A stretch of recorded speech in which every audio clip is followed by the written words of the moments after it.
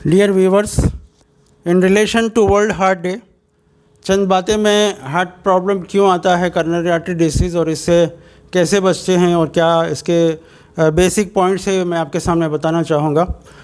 तो फ़र्ज़ कीजिए ये हार्ट है। जिस तरह से हमारे हाथों पर ब्लड वेजल्स होते हैं उसी तरह हार्ट के ऊपर भी ब्लड वेजल्स होते हैं।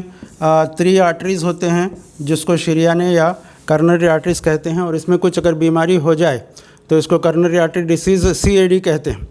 तो इसका मतलब ये है कि हर इंसान में इन करोनरी आर्टरीज़ के अंदर कुछ ना कुछ ब्लड क्लॉट बनने लगता है, और अगर इतना भी बन जाए तो उसको 20% कहते हैं, और अगर इससे ज़्यादा अगर हो जाए, जिस तरह से फ़र्ज़ कीजिए इतना हो जाए तो इसको 80%, और अगर इससे ज़्यादा हो जाए तो इसको 90%, और अगर इस पूरी तरह से ब्लॉक हो जाए तो इसको 100% ब्लॉक कहते हैं।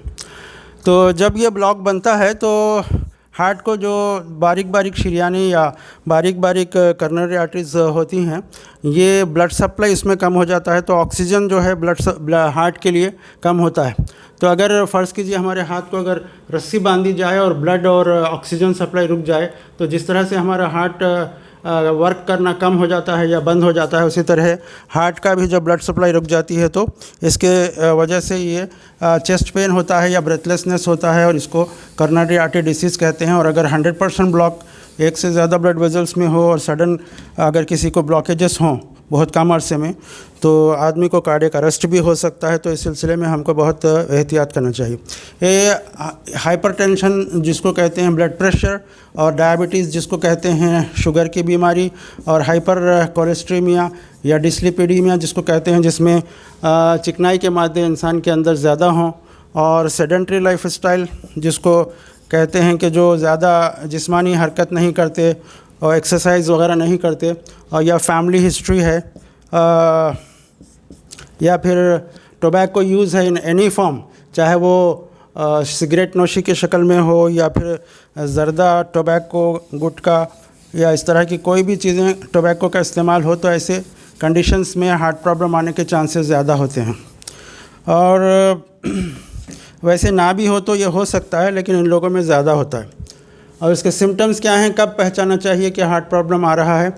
जब कोई आदमी फ़िज़िकल एक्सरसाइज करता है, या सीढ़ियाँ चढ़ता है, स्टेप्स चढ़ता है, या कोई स्ट्रेनियस वर्क या ज़्यादा काम करता है, जो चेस्ट के अंदर पेन आता है।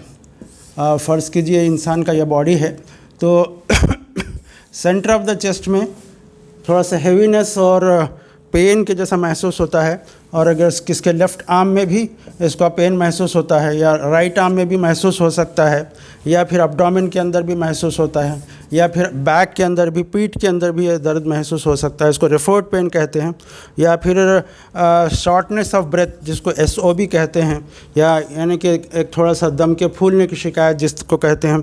इस तरह के अगर सिम्टम्स हो तो ये समझना चाहिए कि ये हार्ट प्रॉब्लम है, ख़ास तौर से उन लोगों में जिनकी उम्र 40 साल से ज़्यादा है और जिनके अंदर कोलेस्ट्रॉल या BP शुगर है।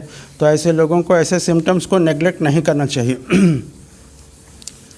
इसके रोकने के सिलसिले में जो प्रिवेंटिव मेजर्स हैं वो ये हैं कि आदमी अगर डेली वर्क करता है, यानी फ़िज़िकल वर्क करता है या वॉकिंग करता है, तो इंसान के ब्लड में ये हार्ट में जो थोड़ी छोटी छोटी नालियाँ होती हैं, जिस तरह से पीपल के पत्ते में जाली होती है, उसी तरह हार्ट के अंदर भी ये जाली होती है। तो अगर वॉकिंग करते हैं या एक्सरसाइज करते हैं तो ये बारीक वेसल्स खुल जाते हैं, तो हार्ट प्रॉब्लम आने के चांसेस कम होते हैं। तो the basic and first thing is active physical exercise और चेंज ऑफ लाइफस्टाइल जिसको कहते हैं।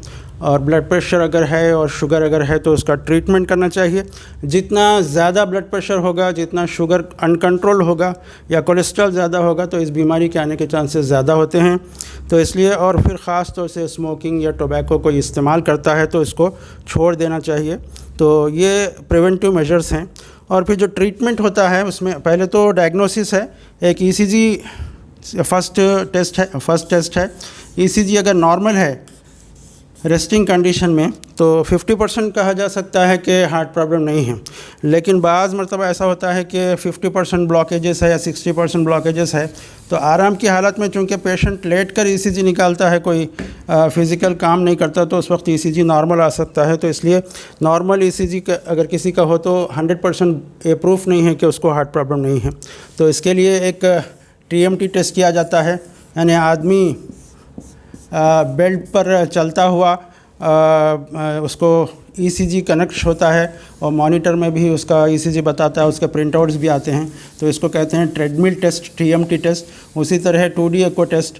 2D एको का मतलब है 2D एको कार्डियोग्राफी, यानी कि हार्ट की स्कैनिंग का। तो इसके अंदर भी हार्ट प्रॉब्लम को पहचाना जा सकता है। उसी तरह डोबुटामाइन स्ट्रेस इको भी एक टेस्ट है। उसी तरह एंजियोग्राम भी एक टेस्ट है। इससे ब्लड वेजल्स में कोई रुकावट है क्या वो मालूम होता है।